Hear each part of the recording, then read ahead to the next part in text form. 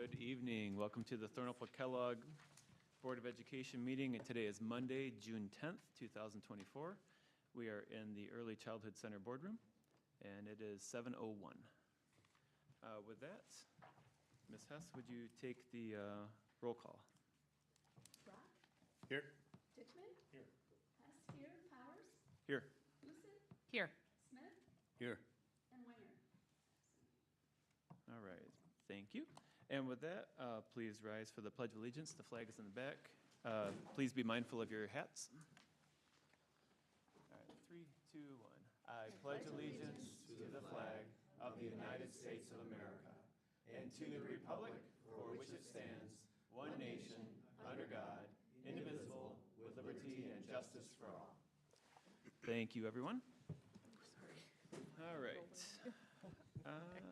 That Party foul. I appreciate that. Okay. That takes us to adoption of the agenda. If anybody has an addition to the agenda or deletion, now is the time to make it. Otherwise, looking for a motion to adopt the agenda as presented. So moved. Okay, motion by Smith, support by Dickman. Is there any discussion by the board? Seeing there's no discussion, we'll take a vote. All in favor, say aye. Aye. All opposed? Thank you, board. Motion carries. All right, that takes us to public communications and recognition. Mr. McCarthy? Yes, well, tonight we have both the girls and boys track team here, those individuals that competed in state events. So first up, we're going to recognize the girls. I'm going to ask Coach Wilkerson if you'll come up to the podium, and then all of our lady track members, if you can come up over here on the right-hand side, and Mrs. Wilkerson will regale us with all of your events. And if the board, you want to stand in front here? Okay. Wilkinson. Yes. Hold it nice and close. Oh, you need to, because otherwise you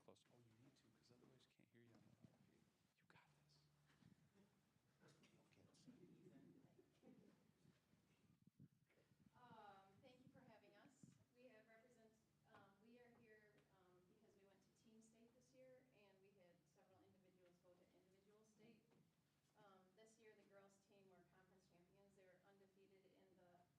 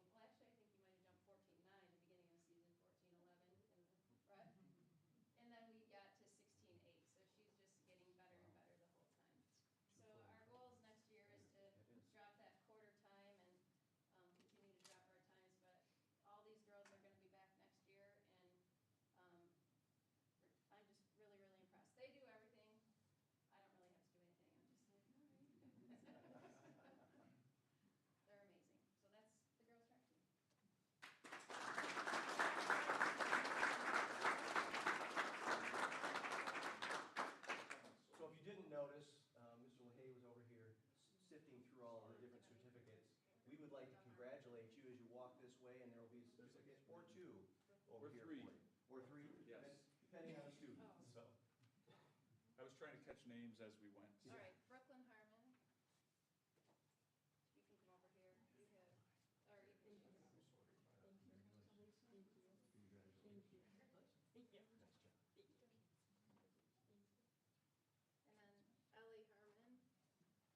and then Keatsman's next.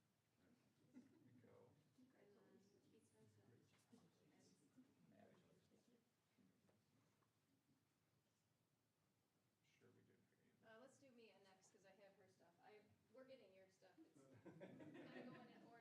We're getting your stuff. It's kind of going in order of alphabet. Right, they were alphabetically. Thank you so much. Thank you. Thank you. I do not have it. Ava, you're next, that I see up here. Oh, right there. We have a lot of girls working tonight and on vacation. Yeah, busy season, right? Maddie Keatsman. Right.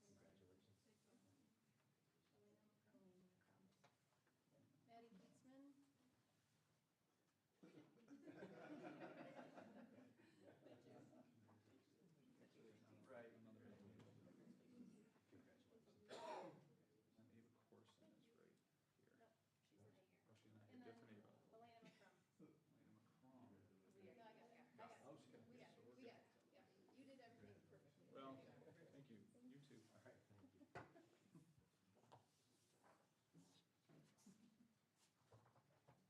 And girls, on behalf of Mr. Hammer, who's not here tonight, you get me, so congrats on your awesome season. I know you had to run through the rain and do all of that in the state meet, and he kept calling and texting and saying, oh my gosh, we are going, and so he's incredibly proud of all of you guys too, and unfortunately was not able to be here tonight, so here I am. So I am going to talk about the boys. So this is something Mr. Hammer wrote up, so if it doesn't sound right, you can blame him, okay? Got it? Yes.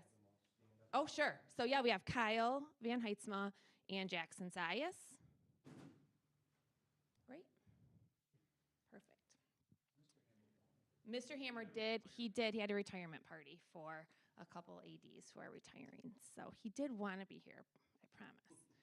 So we're so proud of the young men who had a tremendous year and grew each time they went out and performed.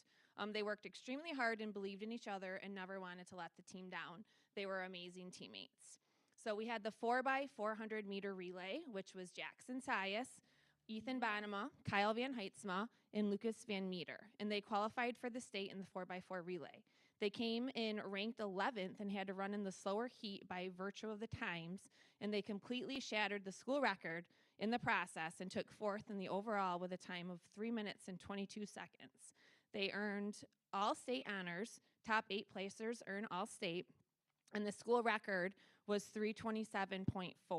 So they beat the school record. So, okay, 320, thank you there, Carla. Thank you. All right. Perfect. There you go. So it was set, and it was 327 was set in 1998. So it's been around for a while. So great job. Additionally, Jackson also earned Gold all-conference honors by compiling points from events he finished, and then all 4 boys also earned academic all-state, which is a huge honor. Individual events. Kyle Van Heitzma qualified for state in the high jump and placed 19th in the event. He was kind of telling me it was a little bit of a mess that day, but still, that's awesome to be able to be there and, to compete. Jacob Drivesma, who's not here today, qualified for the state in the 800 meter and placed 14th. Jacob's hard work and relentless focus allowed him to place 5th at the MHSA regional meet by shaving 4 seconds off his OK Gold conference time. He also earned academic all-state. Jacob will be a senior next year, and the coaches are looking forward to having him another year with Jacob. So Jackson and Kyle are both seniors, so they competed for the last time for TK this year. Lucas Van Meter qualified for the state in the 800 meter and placed 2nd in the event with a time of 1 minute, 55 seconds. I'm not a track person, 0.98. Does that sound right, Carla? Okay, thank you. This earned Lucas all-state honors in the 800 meter as well as the 4x4 relay. Lucas had broken the school record from 2010 at the OK Gold Conference meet in May with a time of 1 minute, 56 seconds, 0.60. Is that it? Okay. Lucas was the OK Gold 800-meter champion, finishing in first place in all conference. Lucas shattered it again at the state meet. Lucas was recently named the Meyer Prep Student Athlete of the Week by 96.1, The Game, and had his own broadcast, as Coach Ruger calls it, on the radio. So congratulations on your accomplishments this year. So today we have Jackson Sias and Kyle Van Heitzma here to represent the boys track team. So give them a round of applause. All right, Kyle Van Heitzma, come on up.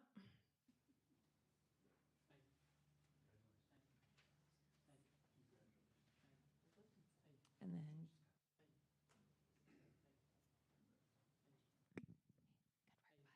yeah, thank you. Now, Mr. Hammer, that. And Jackson Sias, come on up, bud. And I have to give a shout out to these two boys too. I got the pleasure of working with them in the concession stand. And we probably had the busiest night of all, didn't we, you guys? And you rocked it. They were amazing. So thank you for that. See ya.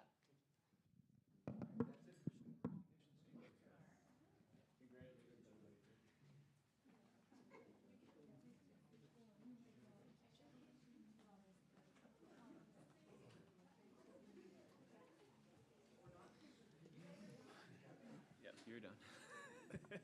Yeah. Okay. Clear out a little bit. So that takes us to public input. The Board of Education recognizes the value of public input on educational issues and the importance of allowing the members of the public to express themselves on district matters. Members of the public may address the Board of Education during public comment for up to 3 minutes. Speakers will be recognized by the presiding officer and asked to state their name, address, and group affiliation if applicable.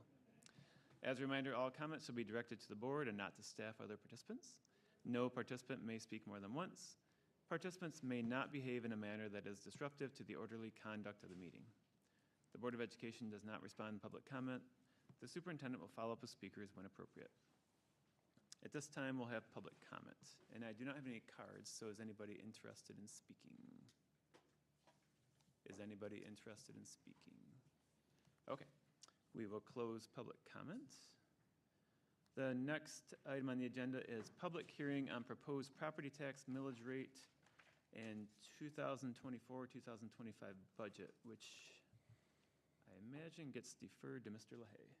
Yes, it does. Yes, it sure does. All right. Do we get to sit back and relax for this? It sure does. Let me get, head to that part of the agenda. Did that for years. Right.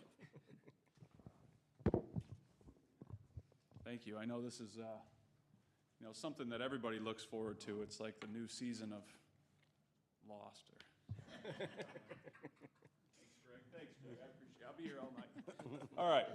Yeah. Oh, whoa. Yeah. Whoa. All right. So here we go. As Mr. Powers said, we have the final budget for 23-24, and then we'll bring in 24-25 and take a little look at property taxes right there in between. So we amended the 23-24 budget back in February, and quite a bit has changed. Not a lot, but quite a bit has changed since then. So this is our last look through it before we wrap it up on June 30th and then have our auditors come through and, quite frankly, tell us how we did.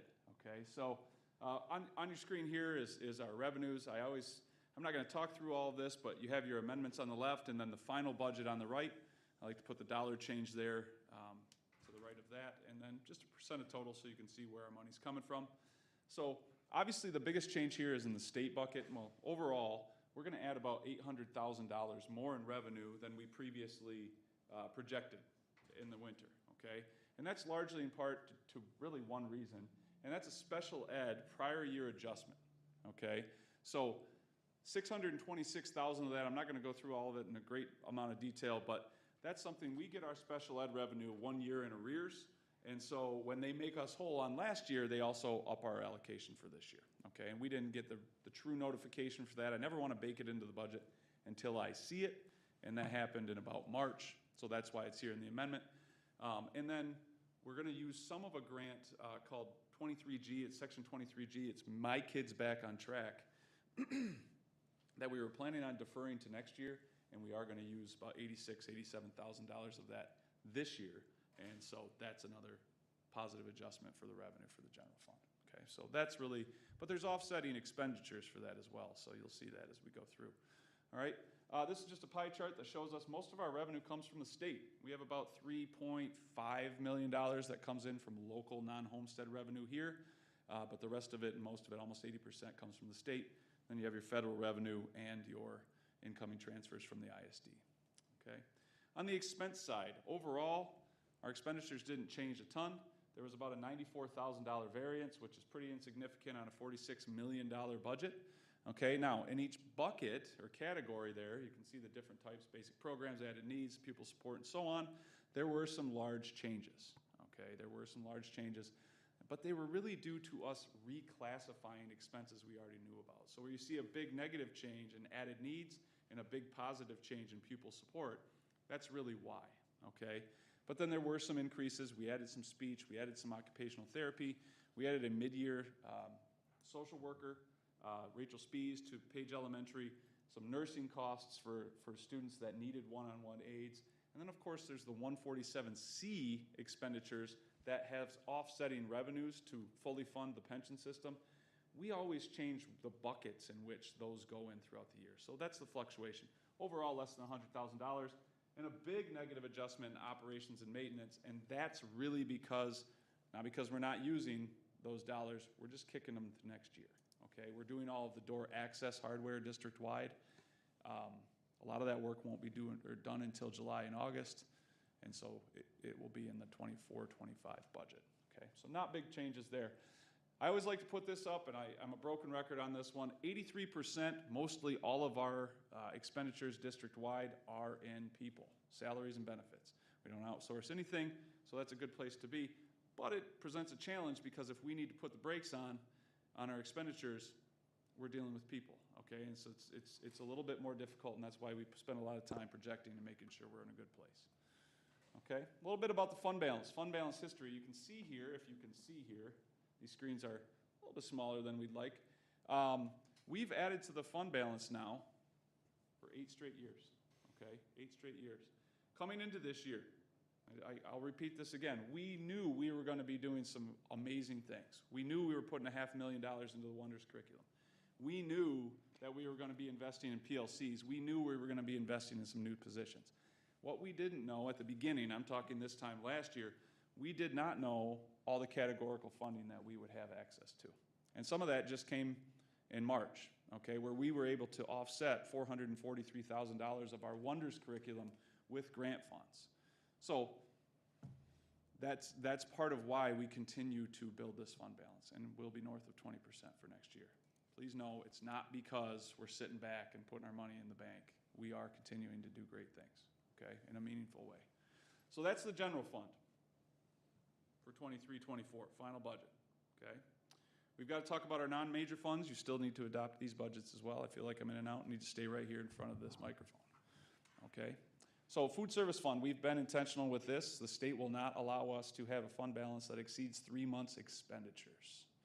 So this year we've been very meaningful and intentional in spending that. We've bought some new dishwashing equipment, really a full garbage disposal. You remember that at the high school. We've bought some ovens and other things. And we're going to spend down that fund balance a little bit. We came into the year with a $447,000 fund balance. I'm projecting we'll end the year with $412,000. And that, board, is about $66,000 below what I project our allowable fund balance will be. So that's a good place to be. No spend down plan from the state, but still a very healthy fund balance in food service. And it looks like we'll have universal free meals again next year. So no worries there. Public library, it continues to be a small fund. We come into the year with about $16,000. I'm projecting we'll end it with just shy of $12,000. So it's small. Our revenues this year, we're getting the state funding for penal fines, and that's another great thing. So that'll stay about even. And then the last fund that we need to adopt is the student activity fund. These are all your class of 2024, 2025, your varsity basketball fund, the cheerleading. Every group has their own. We compile them all up. They sit in one account at High Point Bank.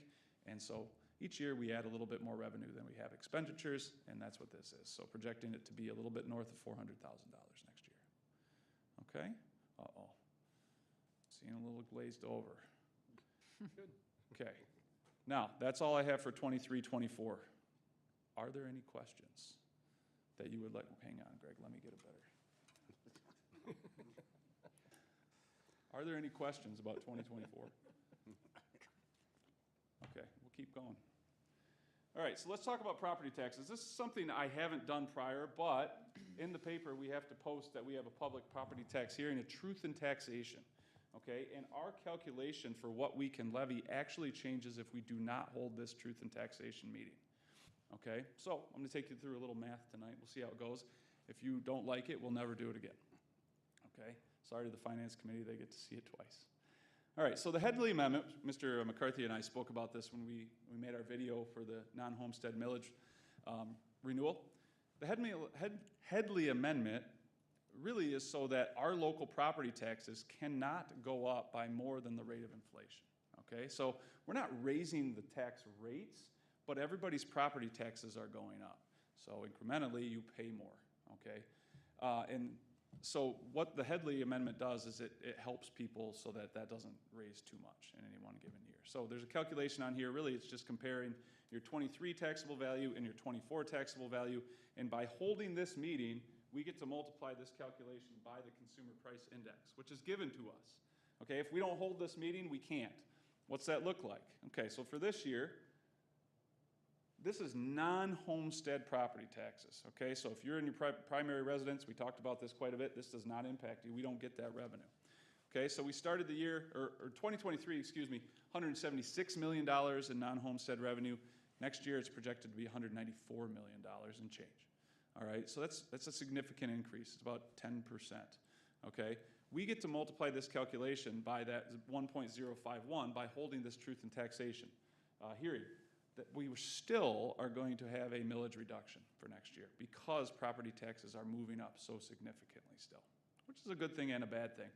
It would be just shy of 0.95, which is going to roll back our millage rate if we don't have this hearing. So that's why we do. Okay, any questions about that? Ask me later. Okay, so this year, that's 5.1% for the CPI. That's given to us, and it's going to do this to our tax rates. Again, let me back up. The state education tax, everybody pays that. Primary residents, we all pay that. It goes straight to the school aid fund in Lansing. That doesn't change. We don't have any say in it. The non-homestead tax, again, we have those two pieces. So we came into the year with the 17.0933 and the 1.9. We had that Headley hedge of two mills. They get rolled back by that previous fraction. They're going to go down next year, and that's why we have that hedge. So as it gets rolled back, we still get to capture 18 mils, okay? So even though the sum of those is 19 point something, we only get to capture 18, all right? So a little property tax. And then, of course, there's debt service. We're holding that 9.65 next year as well to pay down our debt, but it's getting close. Okay, so there's your truth in taxation hearing. Let's talk about the 24-25 budget, all right? So for next year, I've got our foundation allowance per pupil going up by $250, okay? That's right in line with the governor's budget. The other ones fluctuated around there. I think that's pretty reasonable. It's not as big of an increase as we've seen in the past. I really ratcheted back categorical grant funds because all indications are they're not going to continue like they have. So I increased 31A, all three budgets, the executive, the House, and the Senate increased 31A. That's the at-risk funding. That's one of the staples of categorical funds. I increased that. Two of the bigger ones, 31AA, it's mental health and behavioral support. 23G is that My Kids Back on Track. I brought those down 50% of our allocation of what it was this year because they're still in everybody's budget, but they were ratcheted down. I maintained the transportation funding we received this year because, again, it's in all three budgets, but then I eliminated every other categorical grant. You're going to see that on my budget projection here in a minute. Property values increased by 8%. Again, it looks like it's 10%, but we'll have border reviews and some that will fall off. They'll say, wait, it is my primary residence, and we won't see that revenue. Wage increases are all agreed upon for next year. We're done bargaining. We bargained that last year. And then the other things were held pretty much where they are, okay? Because we're not seeing significant increases in retirement rates or benefits for next year. Fuel and energy costs have leveled off, especially with mild winters. And then I promise you I have all the staffing considerations baked into this. I won't go into those this evening for this hearing, okay? Retirements, replaces, and all the things we've spoken about. Okay, so here's the foundation allowance history. It has us going up to $9,858 per pupil for next year, as I spoke about. A nice little graph there to see what's happened over the last 10 or 12, 14, 15 years. Let's talk about enrollment. There's two big pieces to revenue. Two big pieces. There's the foundation allowance per pupil, and then there's enrollment. I have our enrollment being down by 29 students next year. Okay, and that's based on where our enrollment went from fall to spring of this school year, and just projecting where it appears things are right now, looking at kindergarten, looking at young fives. Okay, I'm hoping it's conservative, but that's where we want to be with an appropriation budget. Okay, so what's that appropriation budget look like? Well, here's revenue, and now with revenue I compare final 23-24, which we just looked at, to our appropriation for 24-25. I have our revenue down by $1.4 million next year. The biggest reason for that is in the federal bucket. It's down over $1 million, and that's because we received the last bit of the ESSER funding in 23-24. Okay, so the last chunk of ESSER 3 we will have received. All right, so that's really the difference here. Some of the state funding is down because I pulled back those categorical grants. All right, hopefully we'll see more, but it's an appropriation budget. I'm trying to be as conservative as I can. So $1.4 million less in revenue next year. On the expenditure side, and I'm not going to go into a great amount of detail on this because it's early, our expenditures are up by $400,000 next year. So we see some savings from retirements and staff that have left, and replacing them with younger staff that are lower on the pay scale, obviously. But we also have fewer expenditures as far as we had expenditures that were tied to grants. So with less revenue, we have less expenditures, but still overall up $400,000 is the way it typically works, okay? So what that means, less revenue and more expenses, is we're not gonna be in as good a shape next year, okay? So up here you have your projected expenditures. All I can see is green from here, and expenses are right below them.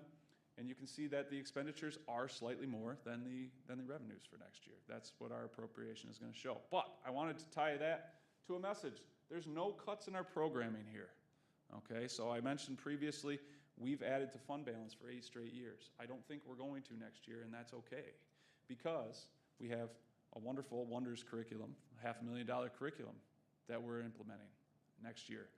PLCs are changing the district, hopefully. We've adopted many new curriculums. Voc Eds is just one that was recent. I don't need to read through all these, but there's a lot of tools that we are continuing for students because I think they're doing great things and we're on the right track, okay? So what that looks like with charts and graphs is a $426,000 reduction to fund balance next year. And if that comes to fruition, it will knock our fund balance back down to about 19%, which is still a very good fund balance and still keeps us in a great place moving forward. In fact, if you just pooled the last couple years together, it would take us 5 years of spending into fund balance that far to get back to where we were 5 years ago. So we're being intentional and we're being, responsible with these funds. But we don't want to keep growing. We want to do great things with them, and that's what we're doing. Okay? On to the non-majors, food service fund. Disclaimer, I have us adding quite a bit of money to the food service fund next year, and that's because I didn't put in any capital projects. Okay? Or I shouldn't say capital projects, capital expenditures, the big expenses. Actually, we're going to approve one tonight, but I didn't put it in there because you didn't approve it yet. And that's for new cafeteria tables, and I didn't want to be presumptuous. Presumptive? Okay, so 662, we'll have to spend that down, or we will be on the spend down plan next year.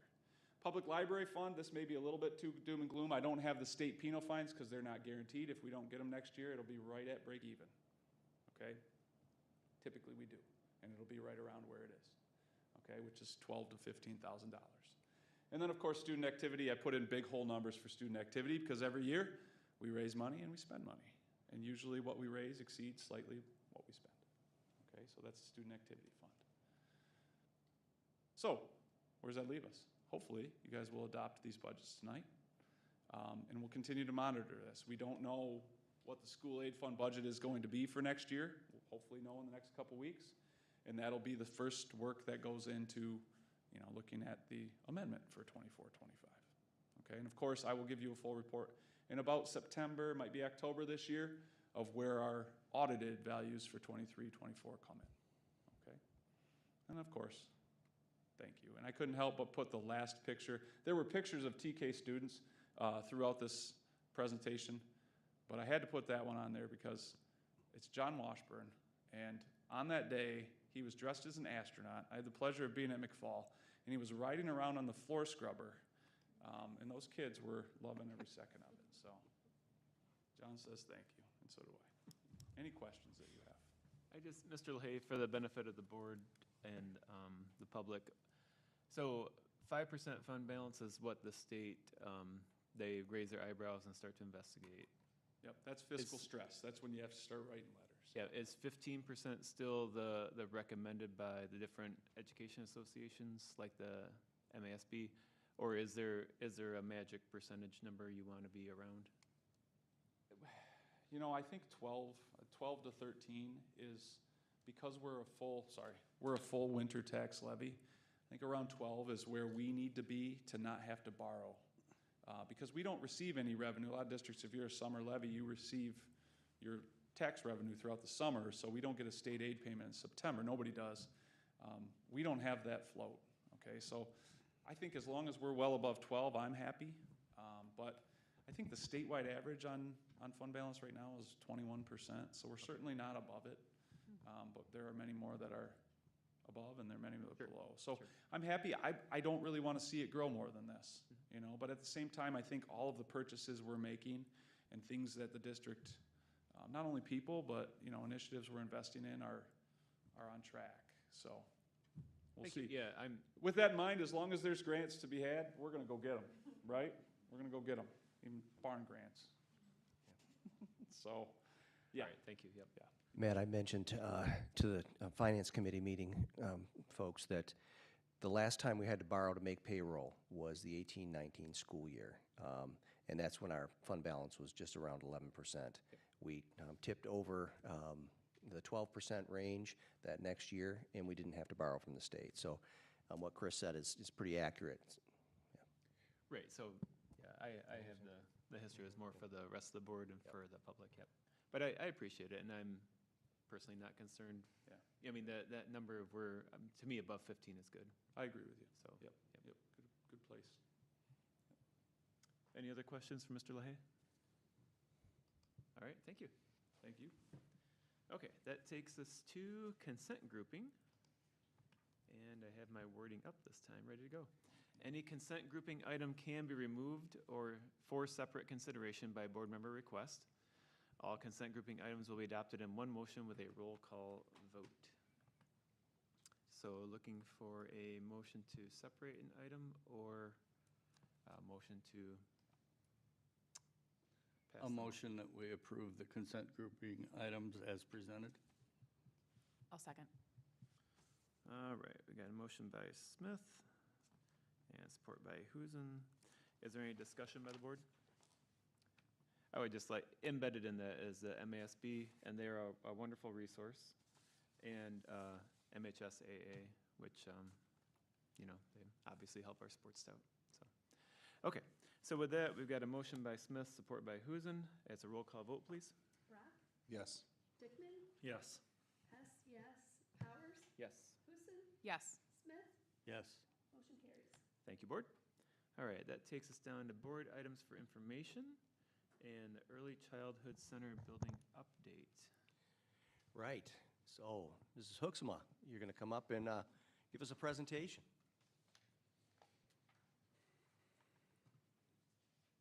You look very excited. I have to follow that. Would you like that microphone, or would you like the? This is good.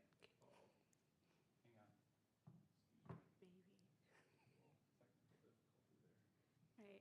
Well, I'm Amanda Hugsma, and this is my first year as the Director of Early Childhood, so I thank you for having me and to share about this building and all the things we do here.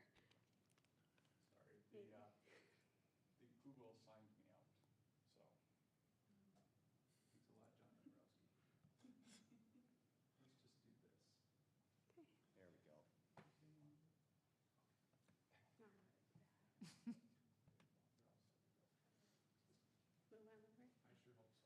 Okay. So school year ended for us a little before the school year ended for K-12. So we got done middle of May to the second to last week of May. And this year we had 188 students in our building. And of those students, they came out of, we had 5 different sections of tuition and 4 GSRP classrooms and then an ECSE classroom. So we had full day 4-year-old programming. We had part day young 4s programming with Mrs. Raleigh back there. We had 3-year-old programming with Mrs. Raleigh in their half-day programs, and then we had the rest of our 4s programming is all full day. So we have a variety of options for families, and then the ECSE classrooms are also half-day. So tying it to the strategic plan, believe it or not, you can do that in preschool as well. And a lot of what we do is tied to looking at data and looking at where our kids are developmentally. So this year we invested in a new assessment program for our tuition classrooms, and it was approved. It was one of the recommendations by the state for early childhood. The work sample system is the one we're using. We're working towards getting progress reports up through PowerSchool that will get sent out electronically like the rest of the district. And then this also will stay in the kids' CA60 that will transfer with them. So then we'll have some more data points across their development. We do assessments. And then this year we were blessed to have monthly teacher meetings, which we're now going to flip into a PLC meeting as we're implementing that throughout the district, and we've been on board with this plan, and we're at the table, so that's great. All of the learning that we do here is play-based and focused on the kiddos. So we can meet them, that's the beauty of early childhood, is we can meet them where they're at and really tailor their learning to them. So we have small groups throughout the day, and then they have a lot of time where they actively learn with their peers through the classroom and then on the playground with other classes as well. Social emotional is a huge part of our day and the foundation of learning. So we build them up to move them along when they transition out of here. We have child study teams, so kids that need extra support, we bring it to the child study team similar to what they do in the other buildings, and then we can build in extra supports and help and strategies for them. And then we have a really robust inclusion program. So we have a full-time special ed teacher that goes primarily into our 4 GSRP classrooms, but she has a caseload. I think she said she had 16 on her caseload this year, but then they get to learn alongside their gen ed peers, and it's really neat to see. There's some of our kiddos.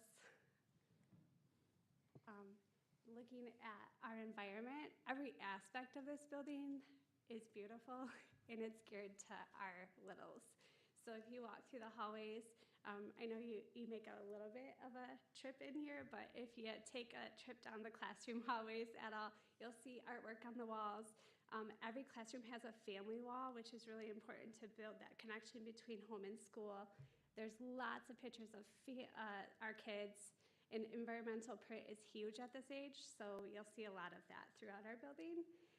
This year, I'm really excited about the lending library that we created. So we don't have a library space here, so a brainchild in one of our meetings was that we could build a lending library. So this fine orange steps back here turns into a library twice a week where the students come with their classrooms, they get to pick a book, they get to bring it home, and they bring it back. And if they don't come back, it's okay. We were blessed with a lot of donations through the community, but they really, really like it. And it's just building that connection between school and home again. I said before, social emotional learning is a huge piece of it. And we use conscious discipline, and we're gonna focus that. Part of our goals for our PLC will be focused on that piece next year. More kids. And then community engagement. they're choosing to bring their kids here. They don't have to. Preschool is an option, and so engaging our families and the community is a huge piece of that. So all of our classrooms use some sort of app. It's different based on the program, but all of the classrooms have an app where parents are, like, they get real-time pictures. So these kids are used to just saying, "Can you take a picture of me and send it to my mom?" And they get it instantly. So the days of, like, kids separating from parents and crying and moms don't know what's going on, really now we can reassure that mom, like, "Hey, look, 5 minutes, we're good to go." So they get videos. Communication is great. Parents, they have their phones, so just shooting our staff a text, like, "Hey, I'm running late." All of that is through an app. They do get weekly newsletters. Our families get building-wide newsletters that Mindy does every week, and then also the district notifications they also have through Bright Arrow. And then we are also included in the social media platforms that our district does. And then we involve the community, or like planning. We're always asking, like, what can we do? What can we change? How can we better serve the community with the growing needs of parents? They look different than when I had a preschooler, and they constantly change. So this coming school year, we're piloting a wraparound program for preschoolers. So there'll be care for preschoolers before class starts and then after, to hopefully accommodate some of those parents that otherwise couldn't get their kids to us. And then we also have a big family partnership or community engagement. So we have, I think we had 3 events this year.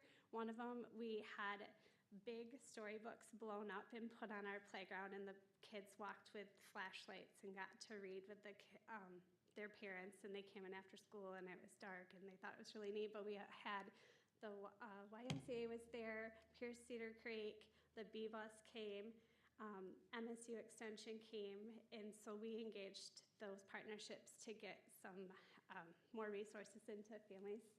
We have a monthly play group, and the play group has been a great feeder to our preschoolers.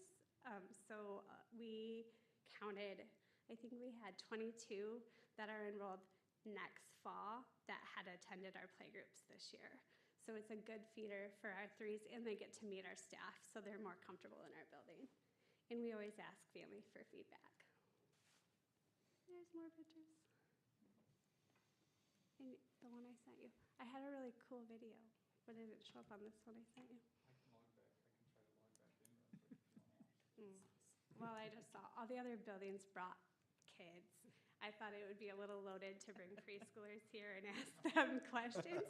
So we did a little, this was one of our students last All year. right. But, yeah, again, thank you for having us, and thank you for investing in our littles.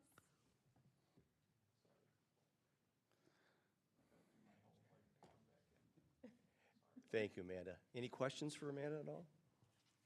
I'm curious, with the ever-expanding world of preschools, how are you doing on physical space and allotments? Well, if he had the right presentation up there, I did add some stuff into that for next year. So another part that we added, so we are going to have every classroom utilized. So we have 10 classrooms in this building, and next year we will have 10 classrooms fully utilized for preschool programming. So next fall, we are adding an additional 3-year-old section, and they are coming 3 days a week. So what we're hearing from parents is they want them here more. And so we are doing a 3-year-old morning section in that classroom. In the afternoon, we're running a 4-day mixed program with 3s and 4s to kind of get that mentorship. So our enrollment for next year is slated to be over 200. So I know we're still the littlest building amongst everyone in the district, but 200 preschoolers is a pretty good number. So we will be fully at capacity with classrooms next year. And yes, so that was part of the reasoning to move the before and after school school agers out of the building so we could utilize. And we're using the gym for the wraparound preschool program because we don't have an extra classroom. So we're using every piece of this space you give us. Wonderful. Thank you. You want to watch the video? It's Of free. course, we want to watch the Yeah. video. We might not. You got volume? Oh. Well, this might be more of a text. That's my teacher. Hold on. Can I go play now? What was your favorite part? Nap time. What was your favorite? Nap time. Hey. All right, Jennifer, what was your favorite part of preschool? Having Miss Virginia and Miss Kay as my teachers. Hold on. Can I go play now? What was your favorite part? Nap time. What was your favorite part? Play lots of stuff and have fun with people. What was your favorite part? Lesson. My favorite. You. How about you, Camden? My favorite part was washing all the toys and when the butterflies go. How about you? Letting the butterflies go and playing with Baby. Letting the butterflies go and playing with How about you, Ryan? My favorite part was making a broken car. A broken car, that's your favorite part of preschool? Yeah. What's yours, Leah? My favorite part is working. How about yours, Isla? Play. How about you? Making fun classroom maps. How about you guys? Play with our friends. Oh, that's nice. So, they love it, and we love them here. Sorry for the videotaping. That was like, I was trying to multitask and keep them. So, thank That was you. right. Thank you. Thank That's you so wonderful. much. All right. Okay. Let's see. Elementary Dean of Students, Mr. McCarthy? Right, yep. So I think we've mentioned this, but the primary purpose of this position is to support students at many different levels. We know that we have a number of behaviors that have become more significant at Page Elementary. I mentioned this, I believe, earlier in the spring, where we had a student vaping in the classroom at Page Elementary. And we also had students with vapes giving them to other students. So there's an increase in the amount of and the significant types of behavior that are taking place there. So a dean would be providing structure and support for that. Additionally, though, the dean that we're thinking about, moving Sean McLaughlin there, would be a thought partner for our new principal. Sean has 26 years of elementary administrative experience and would be able to mentor the principal in all the areas that you would find necessary with staff and students and families, and be present there so that staff are never finding the door closed in the principal's office.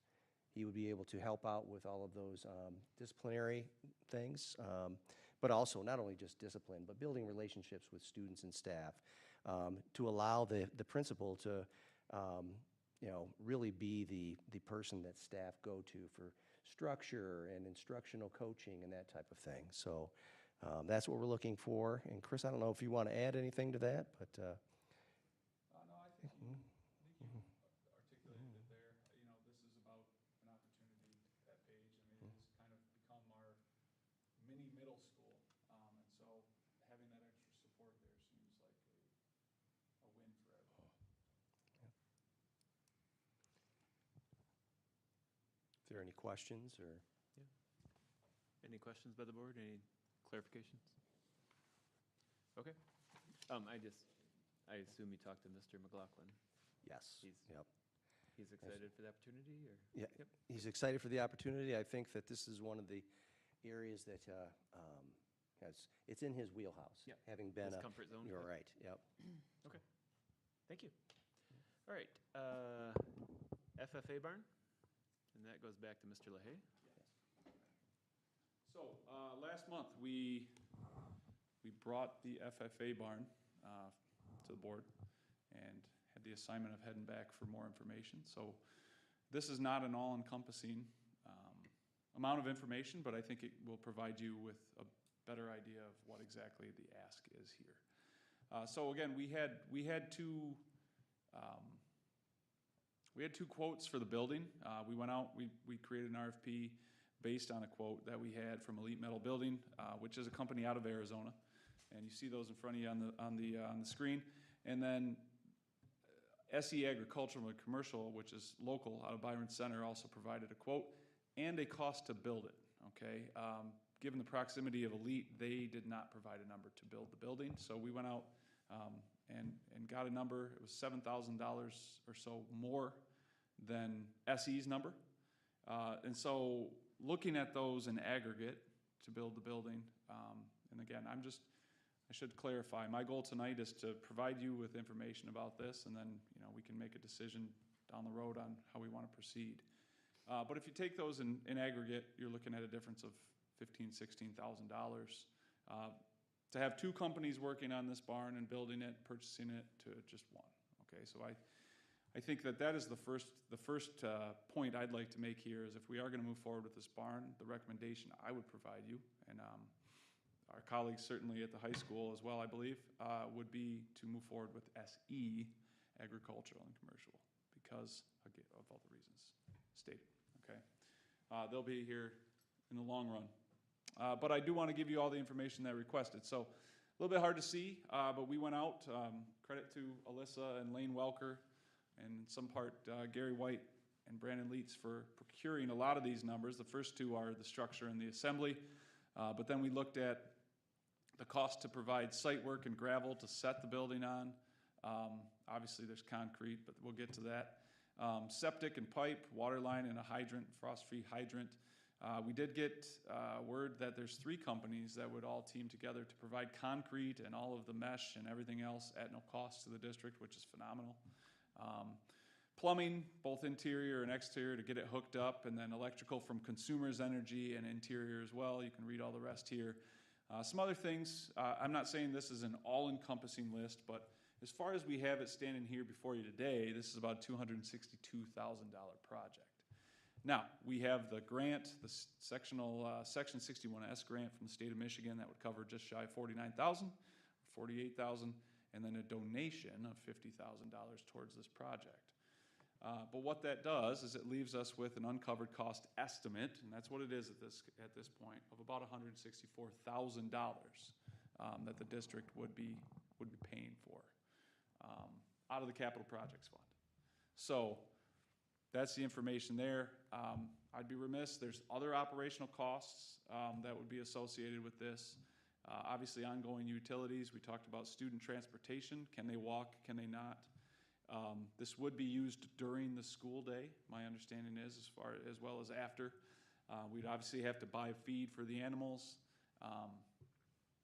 Extra duty pay potentially to have staff out there. I mean, this is something, if we have livestock in it, they don't take Christmas break, right? They don't take summer break. So we would have to find a way to pay, at least in some part. I'm sure there would be students that would be willing to do it, that are passionate about it as well.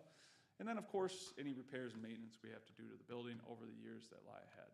There are other things on here that I didn't list. I have not looked into what this would cost us from a property casualty liability standpoint, what it would do to our, the district pays about $160,000 a year to insure everything, and I'm sure this would bring a cost with that, and I'm sure there are others as well. So I think at this point, we can certainly have a conversation about how to proceed, but I think the intent this evening was to have it be that, have it be information. What we were in a hurry for before was we had a hold on the pricing from Elite Metal Buildings. And I think given the path forward now, the price is good with SE. They're going to stand by that. So with that, anything I missed or any questions you may have, I certainly will do my best to provide information. Mr. Powell. The grant, is there a timeline on the grant? I believe the grant has to be spent by, I know it's 2025. I don't recall if it's June 30th or. So we have a full year. We have a full year, yes. It's either June 30th or September 30th. It is It is a state categorical grant that was provided to us through Eaton RESA. Right. So, Okay, probably so September. the grants are usually very specific on what you can and cannot use. Is it structure only? Or can we, I believe it is structure only. for instance, could we say do a smaller barn or a barn for smaller animals and then encompass labor into that or some of these other things? And then as time grows, build and add on to the barn structure? Or is it structure only? I believe the grant, Melissa, please correct me if I'm speaking incorrectly. I believe the grant will cover the building and the cost to build the building, right? So as long as the funds are used towards the building, I don't think that we could use it to buy a cow. But, you know, But would it we cost could for use it labor? for concrete and for the structure itself and building it, because okay. that's all part of that operation. Yes. And the new site we're looking at by the bus garage water tower, that's got enough physical space for this structure, or we could do a smaller one, expand it and, Absolutely. Okay. Yep, we could even, you know, have animals there. I think Right. it's a great, there's quite a bit of space there. okay, then my last thing is they could go, I'm just picturing through the high school parking lot, Page has a sidewalk on Bender, last I knew, but not one The by the sidewalk building doesn't of Page. extend all the way out to that Right, service drive. it doesn't go to where the Page building is, like that little stretch, Right. and then the bus garage has nothing. Oh, right? yeah, Like so there's that sidewalk. gravel path that leaves Page and it goes to our operations There's parking something lot. behind it? Is there a pathway behind Page, I guess? Yes, There is? yes, There's a walking path, okay. yes, there sure is. Now, we don't typically clear it when the snow falls, but yes, there is a path that goes from Page to the operations building. Okay. So, Okay, thank you. We had a chance to talk about this at the finance meeting, and there seemed to be still an awful lot of unknowns, like who's going to take care of the animals in the summer? Who's even going to take care of the animals in the evening? If an animal gets loose or whatever, what the operating budget is going to be for a program like this. I'm thrilled that we have the FFA program. I really am. I've wanted to see that us have the program for quite a few years, actually. But it seems like we're biting off a lot more than we should with this project. If we're going to do it at all, we should start a lot smaller. Caledonia doesn't have a barn. I don't know of any other districts that do. Maybe there's somebody who can answer those kinds of questions, but personally, I think we're thinking too big. I think the same. So my stepkids were Olivet schools, and they do have a barn, and did FFA, and they were responsible as students to take care of their animals, and I'm assuming that's the same thing after hours, on the weekends, holidays, whatever. They were their animals to care for. But I feel the same. There's some answers that are still quite unknown, and operating budget is where my mind went to. Yeah, I do have a question. So if we're pivoting to SE from Elite, yes, thank you. Do we not have to put money down? I feel like we've had a couple conversations to get the plans in order to get these estimates. Do we not have to do that? So we did not. Okay. There was At discussion on first, that at one yeah, point, Elite right? told Okay. us we did need to put a quarter down in order to get the plans, but then they released them to us after the last board meeting, so. Okay. It was great, but we have not paid them a dime yet, so. Good job, Chris. Well, it wasn't all me, but yeah, I mean, it helped. So these added costs here, would all that implementation of that be done by SE, or we'd be our own general contractor on that if we went forward with this? We would be our own general on this, so we would be lining up, which, I mean, it takes time and energy out of the system. We would be lining everything up, just as we are with a lot of the other projects we do that aren't bond related. Correct, yep. And then the donation, the $50,000 donation, is that in addition to the concrete? Yes, Okay. yep, yes it is. So So it's great. I mean, credit, we've procured a lot of great, community involvement in this and pledges. So, And I echo what's been said, that I think it's great for our district to have the FFA. I guess I would be interested in seeing more of anticipated operating cost plan for taking care of what we have. Right. Well, in the off time and in the school year. And then also, I think I'd be interested in seeing if we did do a step back of what that could look like, just to help make that informed decision. Sure. Yeah, I mean, we do receive additional, vocational education and ag-based CTE funding. The more students we have in the program and more they complete and different things that they do. So there would be some additional funding, but it's not gonna, we're talking tens of thousands. I don't know that it's going to offset the extra costs that this would incur. I mean, it is, as proposed, it is a metal building. Part of it would be insulated. There would be heating costs, and obviously you're gonna have electrical.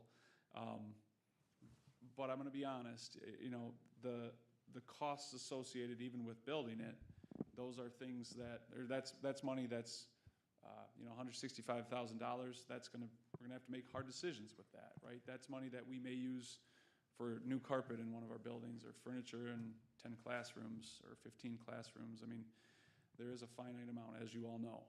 So that's something to consider, I would say.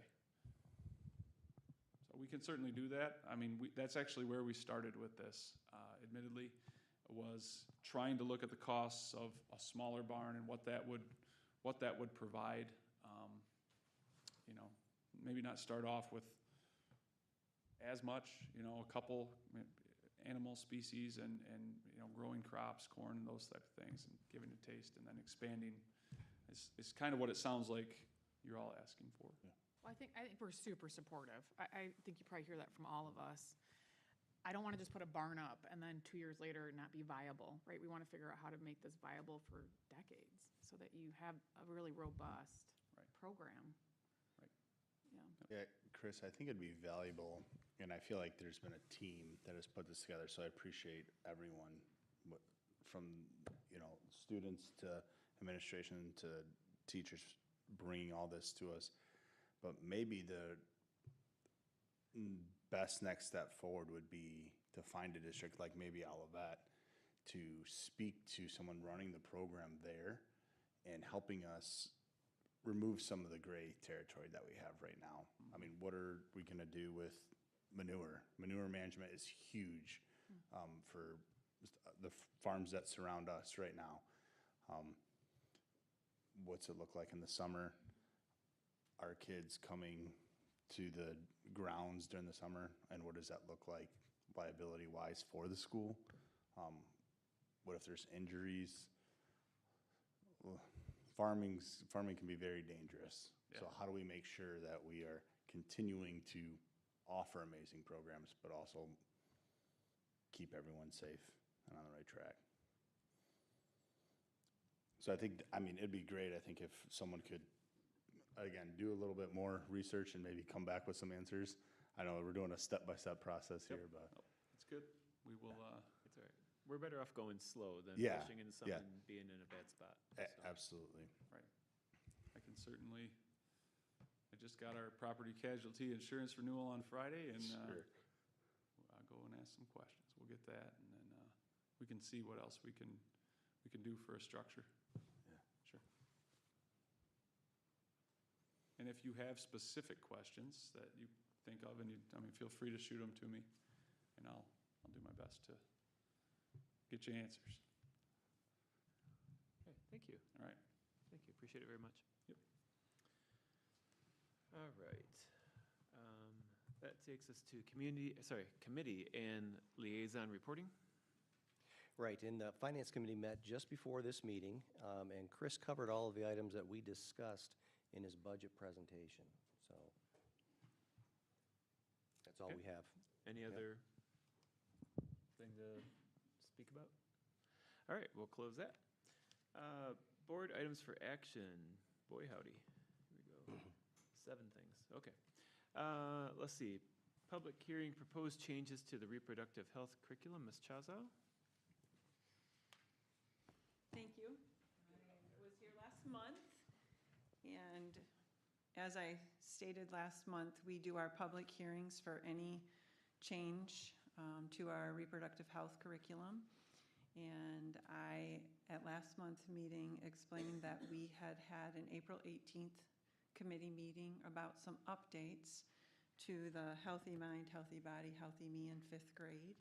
And then we had our public meeting, our first public hearing on May 13th, and we discussed those changes. I just wanted to remind you that this is our second public hearing held within the board meeting.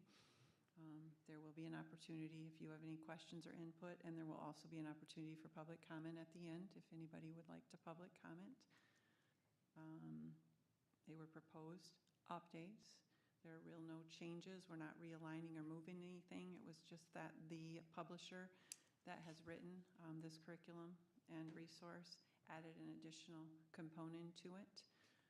Here's a representation of all the people that are on our reproductive health committee that met in April. It passed unanimous to approve and move these updates forward to the board that I represented it and shared more in depth last time at the public hearing. Our basic vision is to make certain that we protect the health and safety of all of our students with our reproductive health curriculum. Parents are always given the opportunity to review the curriculum ahead of time and to opt out. The Healthy Me, Healthy Relationships curriculum used to have 4 components and lessons to it. They broke it apart and made it 5, and they really focused on developing and helping students recognize that they're important, that they have a purpose, and that they need to make decisions to protect themselves, and went into a lot more internet safety and just being really careful about what you put out and what you put in. And like I said, I presented a lot more fully last time. It was unanimously approved by our reproductive health committee. The resources were on review, and I have had no negative feedback or concerns.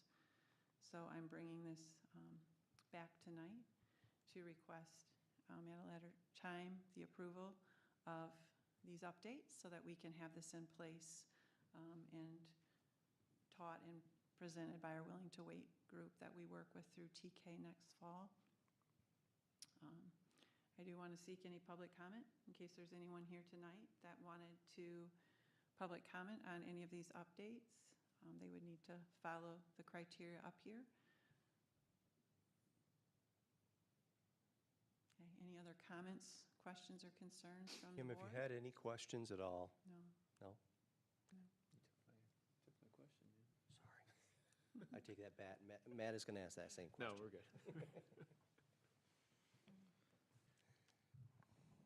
right, then I'm good for my public hearing, and I appreciate the Reproductive Health Committee and the work that we've done to put these things in place and to bring them forward, and that we were able to process these updates and bring them to the board twice. And we will seek your approval tonight. Thank you. Thank you very much. Okay, board, there was no questions, so looking for a motion to accept this curriculum change, adjustment, update. I'll make the motion that the Board of Education approve the 5th grade Willing to Wait reproductive health curriculum updates. Support. Okay. We got a motion by Dickman, support by Brock. Is there any discussion? Seeing there's no discussion, we'll take a vote. All in favor, say aye. Aye. Aye. All opposed? Thank you, board. Motion carries. All right. And that takes us to 2023-2024 budget amendments. Mr. LaHaye, do you want to go through that presentation again? I would love to, thank you. Does anybody have any questions for Mr. LaHaye? Because once this is done, it's done. Signed, sealed, delivered. Yep. Okay. All right, looking for a motion to finalize the 2023-2024 budget. I'll make the motion. That the Board of Education adopt the resolution to amend the 2023-2024 general fund, food service, public library, and student activity budgets. Support? Okay, I got a motion by Brock, support by Smith. Is there any discussion by the board? Seeing there's no discussion, we'll take a roll call vote, please. Smith, Yes. Huson, Yes. Powers, Yes. Hess, yes, Dickman, Yes. Brock, Yes. motion carries. Thank you, board. All right, now we have the 2024-2025 appropriation budget. Mr. LaHaye, do you have anything on this one you want to revisit? No further comments, Mr. Powers. Thank you. All right. Board, do you have any questions for Mr. LaHaye? Otherwise, looking for a motion to get this budget started. and I then can we make the motion for you. Make the motion that the Board of Education adopt the resolution to approve the 2024-2025 general fund, food service, public library, and student activity budgets. I'll support.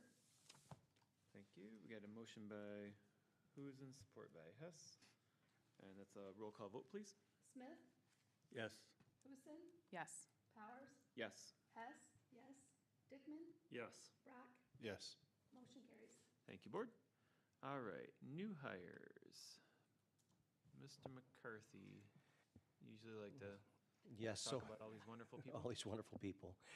We've been working diligently all spring long to fill retirements or resignation slots. We have a list of 10 candidates here that we're bringing forward for approval. Annabelle Russell, kindergarten teacher. Kelly McKillop, a kindergarten teacher. Rachel Mathers, first grade teacher. Cassie Flecky, second grade teacher.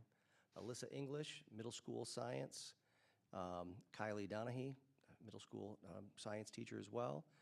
Briley Philman, middle school math teacher. Derek Dean, high school digital media and math. Megan Minton, high school resource room teacher. And Amy Foreman being transferred to Page as the Page principal. Okay, board, any questions for Mr. McCarthy? All right, seeing there's no questions, looking for a motion to bring these people on board. I'll make the motion. I'll make the motion that the Board of Education approve Annabelle Russell, Kelly McKillop, Rachel Mathers, Cassie Fletke, Alyssa English, Kylie Donahue, Briley Philman, Derek Dean, and Megan Minton for employment and the transfer of Amy Foreman as the Page principal for the 2024-25 school year. Support? Oh, I'm sorry. Oh, sorry. Thank you, Dave. Okay, motion by Powers, support by Smith, and is there any discussion by the board? All right, this is just a vote. So, all in favor, say aye. Aye. All opposed? Thank you, board. Motion carries. All right, now we're back to roll calls. Mr. LaHaye, I saw you are ready. I'm ready. Okay, Okay. McFall office renovation. Fall office furniture renovation. Okay, so the current McFall office is 30-some years old, and it looks it. It's the first place, other than this beautiful building, where our families are welcomed into, and it's kind of that first taste. So we are looking to renovate that first access point to the district, and I brought you some pictures here. So on the left, and honestly, after I looked at the pictures of the current McFall office, I thought, man, that doesn't look that bad. If you go there and walk through there, you can see that it's 30-some years old, and it really could use a facelift. So we've got some mock-ups here. A lot of work has been done by our staff to make this happen, and it can still be done this summer if approved this evening, and it'll be ready for the fall. So it includes flooring, it includes all the furniture that you see in the pictures on the right. So I'll just run through them really quickly. These are stand-up desks for our office staff there. New wallpaper, new cabinetry. It pulls out a lot of the cabinetry that's not utilized and puts nicer seating for families that are in the office and students. And then, of course, there's that famous corner bench that would be replaced in kind of a neat facelift there as well. There's an overview of what it would look like in another angle. And then one of the area that the work workspace that leads back into the copy room there. And of course, this would reach around to the bathroom as well. So full renovation of the McFall office. And if you looked in your board packet previously, this is pre-bid provided by Holland Desk and Chair. They're part of the Equalis consortium pre-approved pricing. Flooring will be done separately. That's going to be done by DeGraff Interiors and Bentley Mills, who did some flooring work with us previously. Actually, a very, very low cost. That's not part of this bid. This bid is just for the furniture and all the casework that you saw there. Quote is just shy of $60,000, but things change, and so I'm asking for a 10% or so contingency on top of this. So the board approval amount is $66,000. This would be funded out of our capital projects account, and I'm hoping that we can get another 30 or so years out of this and really liven up the space like it is here. So I'll entertain any questions you may have. Is there plans for flooring? Is there plans for? There's plans to replace the flooring, but we haven't quoted that out yet? Yeah, no, we have. We have. So it's a long story, but we have Sorry. we have a company that is willing to do the flooring basically for the cost of installation. So we're talking very, very insignificant amount. Something that doesn't need board approval. It's a great, great thing that puts them back to the top of my good graces. Leave it at that. They're not currently. Okay. Thank you. Any other questions for Mr. LaHaye? All right, looking for a motion to get this rolling for McFall. I can make a motion that the Board of Education approve the purchase of the office furniture and casework from Holland Desk and Chair as presented for an amount not to exceed $66,000. Support. Okay, got a motion by Huzen, support by Dickman. Is there any questions or clarifications, discussion by the board? Seeing there's none, we'll take a roll call vote, please. Brock, Yes. Dickman, Yes. Hess, yes, Powers, Yes. Huson, Yes. Smith, Yes. motion carries. Thank you, board. All right, purchase of technology devices. Ooh, all right, so this is our annual purchase. Again, capital projects fund. This is something we set aside dollars for every year. So as you can see, we've got almost 500 Chromebooks. We're making a switch to HP this year after almost a decade of buying Dells. I can speak on that if you'd like. You can see this is the typical 8th grade, 3rd grade, and then a few for 2nd grade devices. We're going to replace 2 computer labs, I believe at the high school if memory serves, with the Dell Optiplex desktops, and then 145 iPads for McFall students. So again, consistent with our replacement plan, this is something we really depend on that capital projects fund for. The REMC consortium pricing is utilized. Total cost of everything in front of you there is $211,765.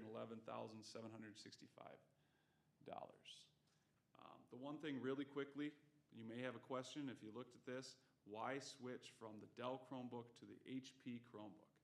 And Mr. Dombrowski gave me this write-up as to why, because that was my question. I'll give you the Cliff Notes version. The biggest thing is the Dell Chromebook has a USB-C charging port that's non-repairable. So if that port goes bad, which apparently they go bad, he says 11% of the time, I don't know the time frame on that, but the whole computer is bad.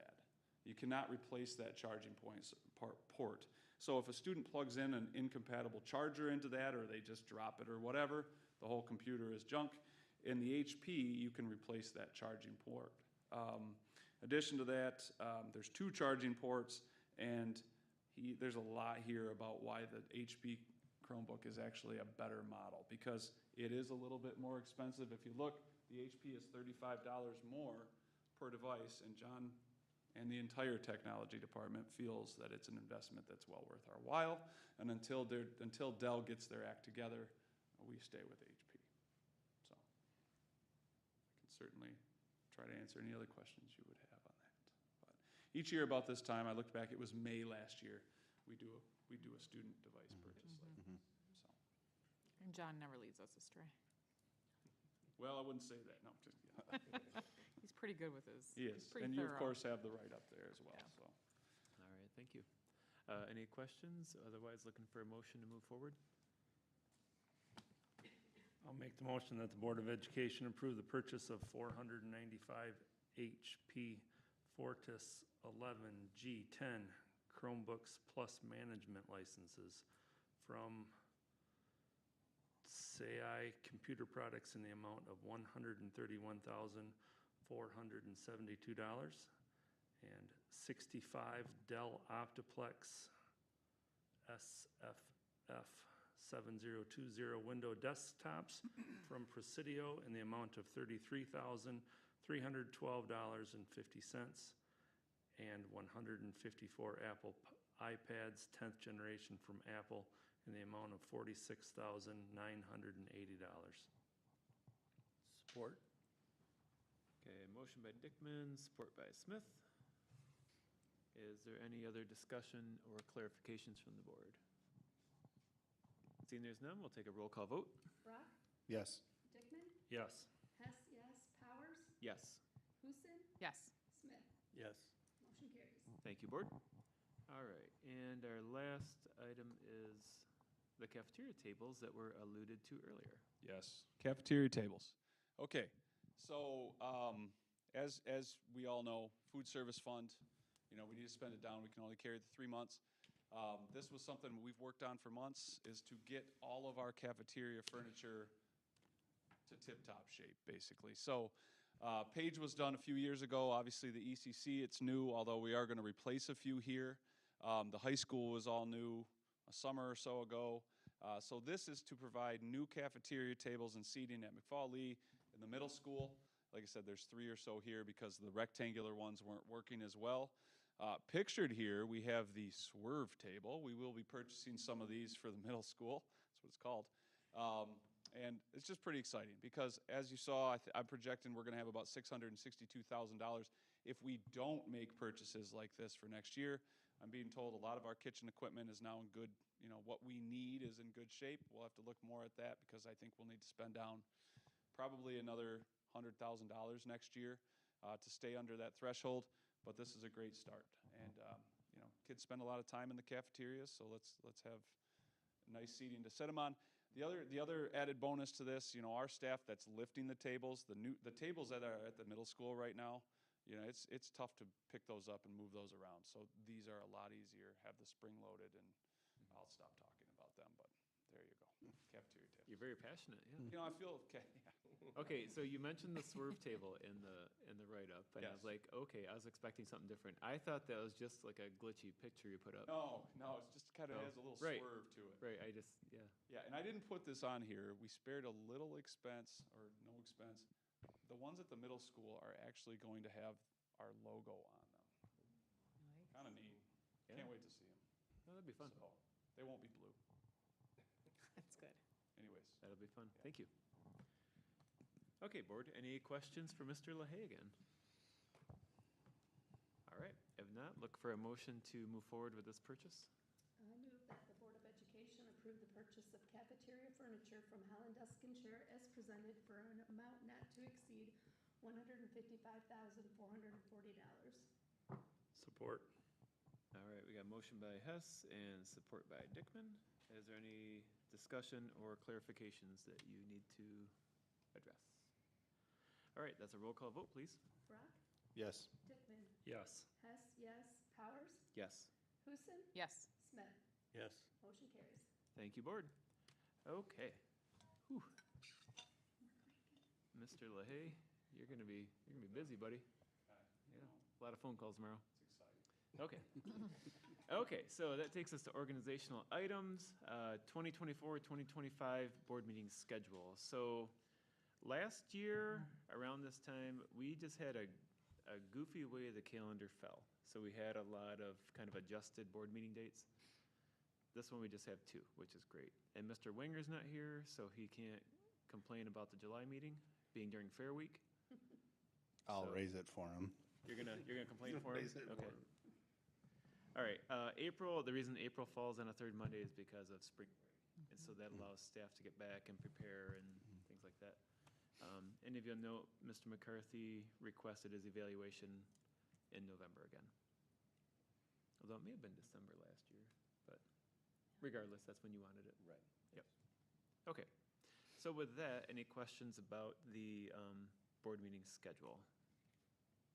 Hall, 7 o'clock for our regular meetings, Mondays, and in this not in this classroom, this room.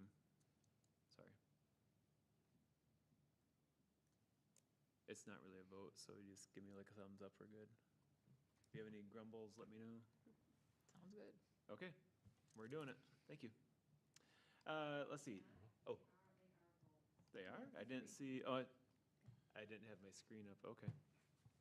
Sorry, I was just focused on the actual dates. Okay, thank you. All right, so this is a vote, so looking for somebody to make a motion to make this official then. I'll motion that the Board of Education adopt the 2024-2025 Board of Meeting Schedule as presented. I'll support. All right, so we got Brock with the motion and Hess with the support. Is there any discussion on the motion? All right, all in favor say aye. Aye. All opposed? Thank you, board. Motion carries. All right, designation of depository for school funds. And is that, are we, Mr. LaHaye, you taking that one, or Mr. McCarthy? I'll take it real quick. Okay. Currently, we use Huntington Bank, High Point Community Bank, and then MyLAF, which is Michigan Liquid Asset Fund, as financial institutions where we deposit our funds. Okay, so we just need a motion to continue that.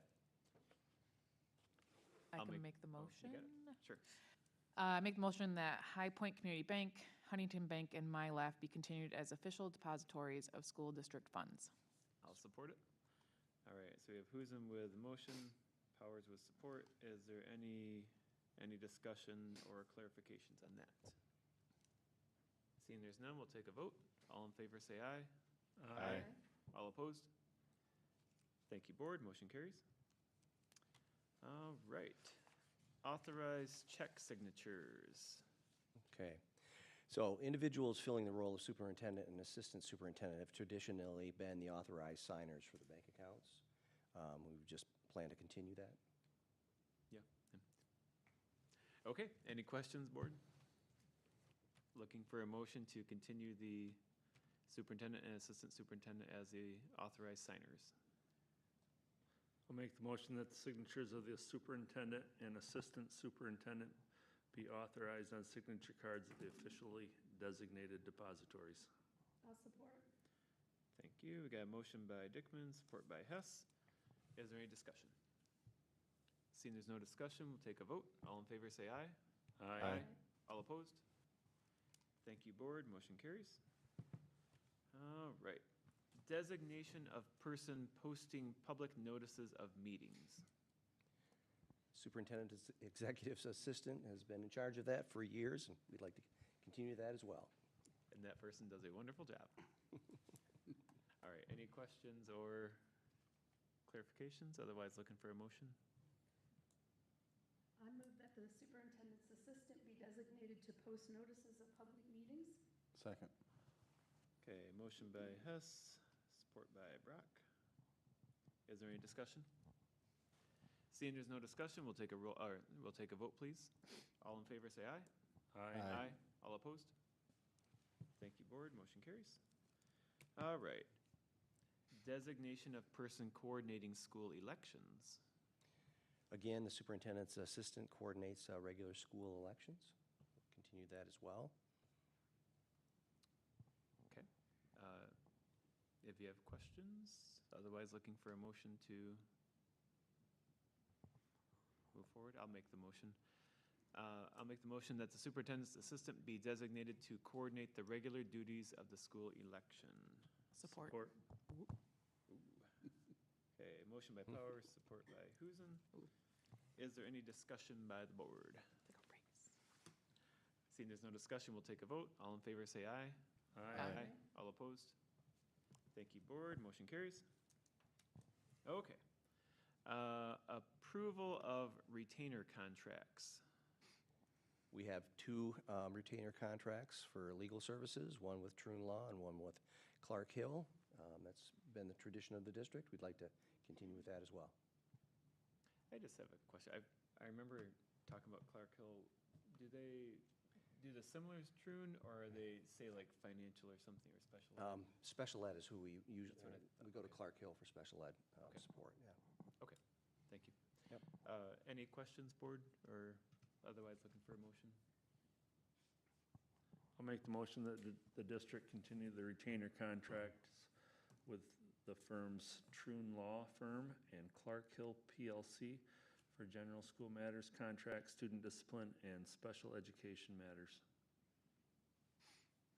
Support. Okay, so we got motion by Dickman, support by Powers. Is there any discussion on the matter? I will say, I really appreciate Troon. They're very efficient with responses, with time, and they know their stuff, so. Okay, looking for a vote. All in favor, say aye. Aye. All opposed? Thank you, board. Motion carries. Right, mileage reimbursement. Okay, the district utilizes the IRS mileage reimbursement rate. It fluctuates at, over the years, but it's currently 67 cents per mile. I'll motion that the mileage reimbursement for the district be set at the current IRS established rate. Second. All right, we got motion by Smith, support by Brock. Any discussion? All right, seeing there's no discussion, we'll take a vote. All in favor, say aye. Aye. All opposed? Thank you, board. Motion carries. Whew. Okay. Lots there. Yeah, well, all good things. They just have to get officiated. All right, that takes us to superintendent's report. Okay, last week, Monday and Tuesday, right after the end of the school year, we had training for new elementary ELA curriculum, the Wonders curriculum. I believe all but 2 of our staff members were here for that training. Then on Wednesday and Thursday, we had PLC training for what we call the Guiding Coalition, those individuals that are going to sort of take the ball and run forward with professional learning communities. There were approximately 40 staff members that attended on Wednesday, and then a smaller core group met on Thursday. It's the first week of summer vacation, and we had all of those staff members here. I'm really proud of the staff and their commitment to our TK students. So that was great to see.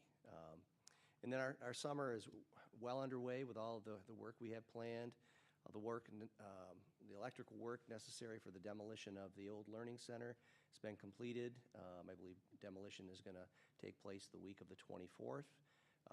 If you've been by the high school on your way in, you see that the south parking lot has been milled and repaved. Page, every parking lot there has been milled. We're just waiting to repave that, and then things are moving ahead on schedule. And then finally, excuse me, after 4 months, we were able to hire someone for our pool director position. A Jeff Salzgarb, a teacher at Godwin Public Schools and a longtime competitive swimmer, has accepted the position, and he's also accepted the girls' swim coach position. So Jeff has held a number of swim records at Byron Center High School, some of which are still standing today. So, yeah. Yeah. Took a long time to fill that, but now we're just itching to move forward. Well, we'll get that pool activated, yeah. Right, exactly. Yeah, good. All right, that's all I have. Thank you. Okay, that takes us to board comments. I would, so I got this, and I imagine administration got me too with MASB.